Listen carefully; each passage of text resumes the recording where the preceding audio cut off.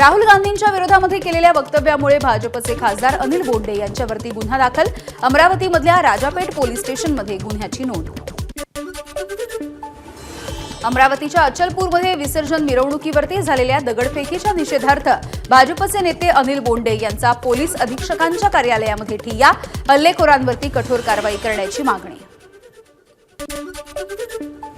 खासदार अनिल बोंडेंच्या घरासमोर काँग्रेसचं आंदोलन। अनिल बोंडे यांच्या पोस्टरवरती चप्पला मारून घोषणाबाजी करत निषेध।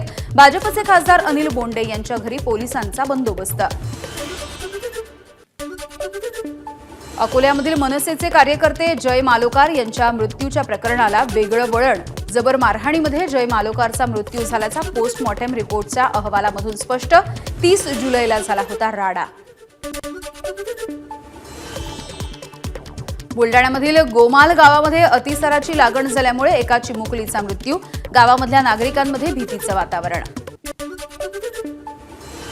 नागपूरमध्ये 8 वर्षांच्या चिमुकलीवरती अत्याचार। पारडी पोलीस स्टेशनच्या हद्दीमध्ये घडली घटना। आरोपीचं चित्र काढून पोलिसांकडून तपास सुरू।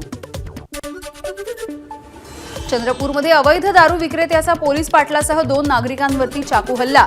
गोंड पिंपरी तालुक्यामधल्या सकमूर गावामधली घटना। किरकोळ कारणावरून झालेल्या वादामधून हल्ला। अमरावतीमधील शेंगदाणा तेल तयार करणाऱ्या राम इंडस्ट्रीला भीषण आग। आग नेमकी कशामुळे लागली याचं कारण अद्यापही अस्पष्ट।